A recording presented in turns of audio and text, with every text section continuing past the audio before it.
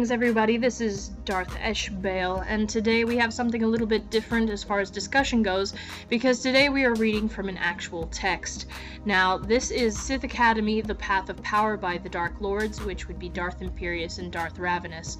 Most people already know this if they've followed me. They may know me as Sith Master LaRkEn or Lord LaRkEn before I'm Darth EshBa'al. And that is because I actually got my beginnings in Sithism at the Sith Academy. Now, Sith Academy back in the days in which I was Lord and even an Acolyte of there, Sith Academy I found to be a leader in Sithism.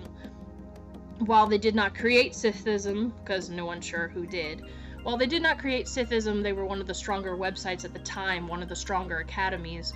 When it came to Sithism, you either had to join a small forum that was practically inactive, or you joined a bigger forum which was active but held no real curriculum. And then when you did find a place that did have a Sith curriculum, such as Force Academy, the place was run by those that were considered favorites, and it was so biased and leaned only towards one way, and any other type of outside thinking was not really allowed. And so it was very close-minded for something that was, to me, should be more open-minded, because it is a path or a quest for power and endarkenment and bettering oneself and empowering oneself.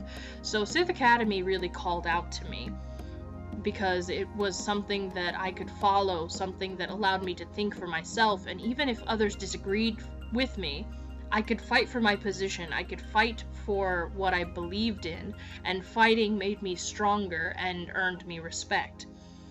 Sith Academy, I ended up rising through the ranks. I got all the way to Lord, which is right before Darth itself, and then the site ended up going offline. Now, I say that it went offline, but really it didn't. It's just that Sith Academy ended up changing its formula a lot. It was going through this transitional period where Sithism itself was becoming more popular, but in becoming more popular, it was also getting the wrong type of followers, and so we had a lot of people coming in that were not really devoted to Sithism, but more or less were trying to make it into the next Satanism, or was trying to make it into the next, a warlock association, or it was taken as a role-playing site, and so we had a lot of problems with that. And also, there came a moment of, well, I think in any prophet's life, there comes a moment of doubt. And Sith Academy went through its moment of doubt, and in that moment of doubt, I ended up leaving. Now, Sith Academy has since changed, not so much as to say that it's completely different, but that it's become more serious. And when I say serious, I am talking about their dark tongue, the fact that the Dark Lords have published multiple books now, and there are very few Scythian texts out there. I'm not saying to rush out and pick it up because this is the Bible of Sithism, that's not really what I'm saying, but I am saying that if you're looking for Scythian works that aren't just Scythian hinting about a motive or about a path, but is actually dedicated to Sithism, then this is one text that you can at least pick up for reference. I will discuss this in another thing, but darkness does not come from a book. Your path to darkness, the darkness within yourself, does not come from anything other than oneself, but that is for another time. However, this is something that I actually ended up getting, and I have read through it, and as I said, Sithism and Sith Academy in general was a place where I could actually put my own thoughts into words, and whether or not the path that they were teaching agreed with it or not, as long as I could defend myself, I was allowed to have my own views, I was allowed to have my own opinions, and because it was so open, that's the reason I was there to begin with. So, to this day, while Sith Academy may have changed its formula, while they may have changed their curriculum, and they may have changed a lot of things, there is still a lot of Sith Academy, from the visions to the end goal, in a sense, that have remained the same. And there are still some things that Sith Academy preaches that I generally agree with, and can then discuss openly and proudly proclaim that this is how they have always been, and they always will be. And today we are actually discussing from the book The Path of Power, the entry titled The Path of Power. So today, if you have this book, you can turn to page 50. This book is not very long, so turn to page 50 and you will find the beginnings of the Path of Power, and I will read that for you now. So, the Path of Power. The vital principle at work in the material plane is power. It is the force which drives all life upward, from primordial organic compounds to conscious human beings, to whatever superhuman beings come after us. Your will its vessel, and by becoming conscious of this vital source and accumulating it without bound, you may become God of your world, or of all worlds. This quest for godhood may be called the Path of Power. There are infinite paths of power. One might walk the path while saving 1,000,000 or 1,000,000,000 souls, or destroying a like number. One might accumulate power without action, like the yogis and bodhisattvas of legend. One might acquire it via charitable work, sexual union, military conquest, artistic creation, political machination, athletic competition, scientific investigation, esoteric practice, occult ritual, technological invention, psychedelic experience, mass murder, or religious revelation. The paths of power are myriad, and they are beyond good and evil. Power is the divine made material, a measure of a man's divinity. The sinner is he who is consigned to defeat, weak of will or mentally enslaved. The saint is he who seeks victory at all costs, his will of iron and his mind unfettered. The path of power is anti-Christian and anti-Buddhist. Its acolytes anti-Christs and anti-Buddhists. For while meek may inherit the earth, the masters of power seek to own it now. I propose to investigate this power in itself rather than its infinite material manifestations, and ask, what is its nature? What laws govern its behavior? How may it be obtained? What are its limits? What separates the masters of power, the great conquerors, champions, and creators, from the ordinary breed of men? What is the source of their exceptional will and drive? Is it genetics, God-given talent, upbringing? Demonic possession. Can an ordinary man lacking these factors increase his own will and become such a man of power at will? Can will beget more will in a positive feedback loop, or are we stuck with whatever measure God or genes or environment have bestowed upon us? By what technologies, esoteric or scientific, may the force of will be increased? Man is not a fallen being. Man is in the process of rising, and by his will, he may rise still further, without known bounds. There is no enlightenment, there is only empowerment. The true religion of this age is the path of power. And that ends the Path of Power on page 52. It's short, it's sweet, but it's to the point. And speaking of points, it does make a point. The whole purpose of Sithism is self-betterment and self-empowerment. It is endarkenment, which is the opposite of enlightenment, but is it really the opposite? We say endarkenment just because the means of reaching enlightenment are not through peace, but through conquest. And by conquest, that does not mean destroying things. That does not mean conquering a world or conquering a country or starting a war. Conquest can mean anything. It can be conquering of one's personal demons. It can be the conquering of one's negative emotions that hinder him and don't allow him to get any better. And by controlling these emotions, by learning to control or channel our anger, our hatred, our sadness, our loneliness, and turn it into something constructive, turn it into something that can make us better, we are on that path of personal embetterment, empowerment. And while we are on that path, we are on the path to becoming gods. We are on the path to becoming the perfect being.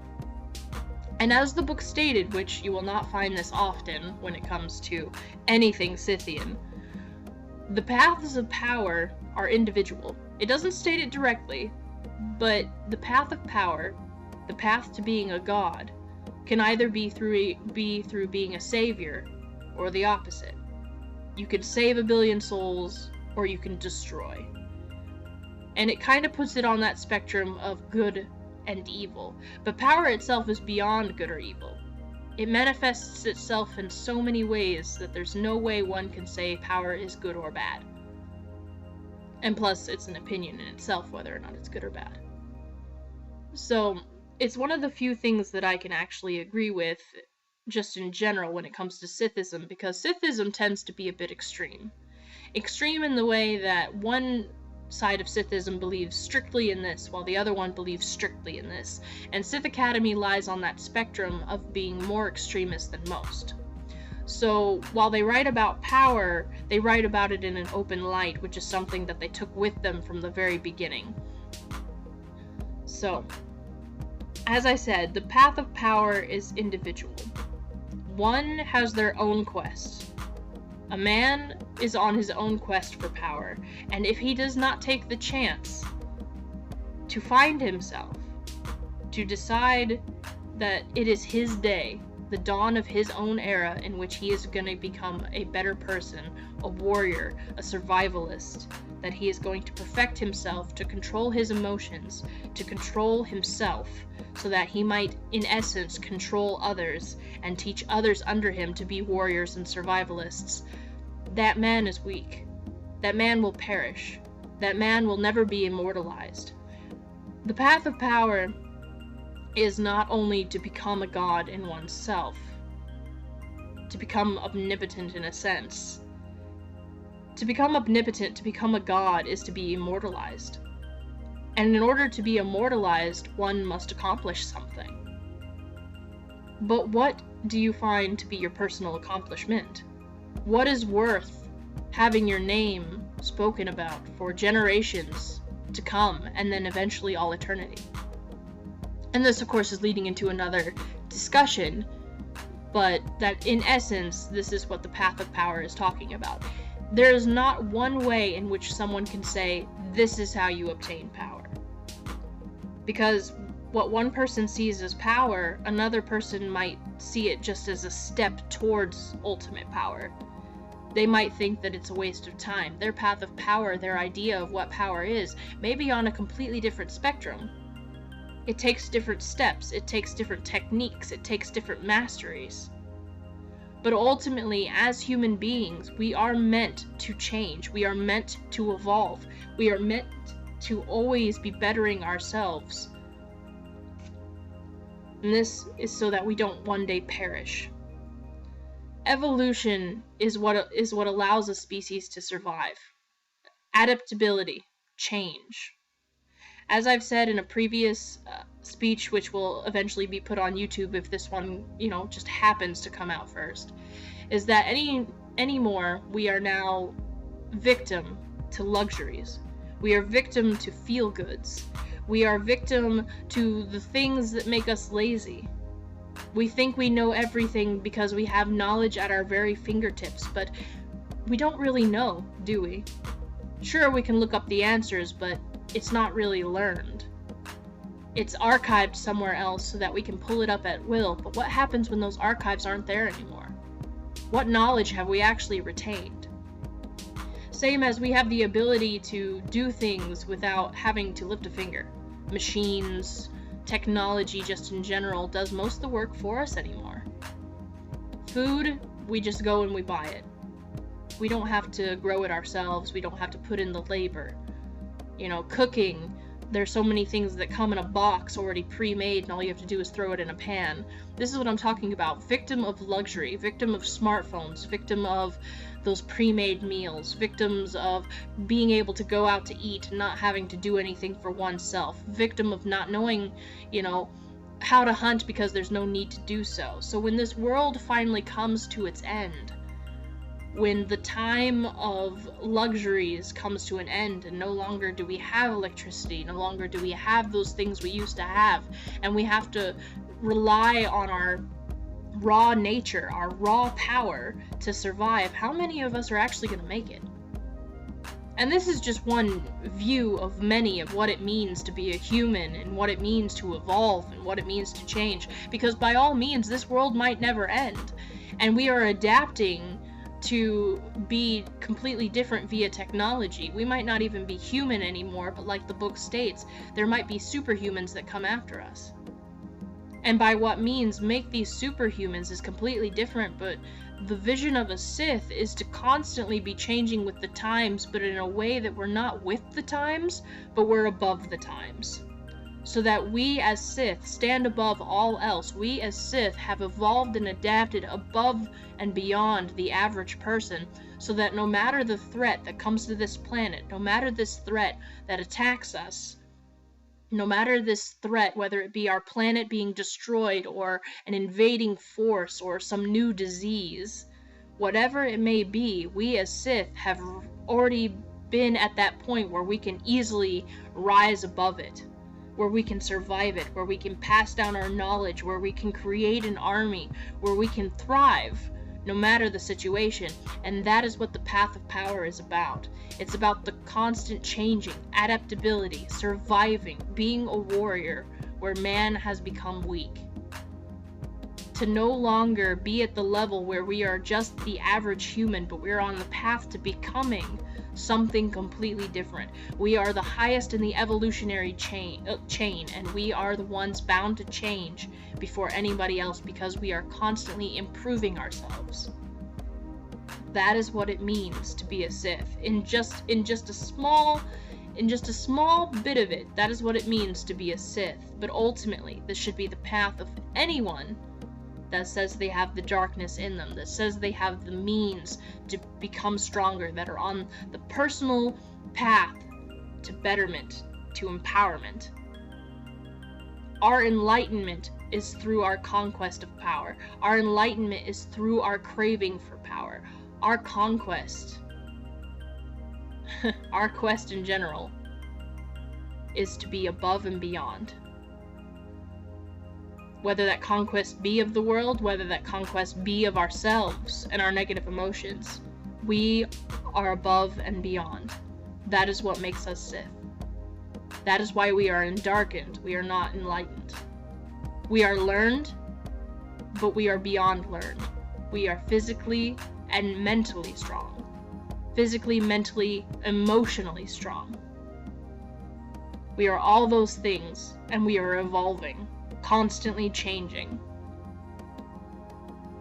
And power to us is not a bad thing. Our selfishness is not a bad thing. And thus enlightenment can't touch us, because we're beyond that. The darkness came first. And so endarkenment, in a sense, is the truest form of what it means to be whole, to be 100%, and to be near a god, if not God itself. So thank you for joining me today and listening to that. You can purchase the Sith Academy, The Path of Power, on their website, or you can get it on Amazon if you so choose. I would say that as a text, it's an interesting read. As I said, as a Sith, one should never take something blindly, and they should never take it 100%. They should not read it word for word and say, aha, this is the right thing. Because as Sith, as I said, everything is individual and one must think for themselves.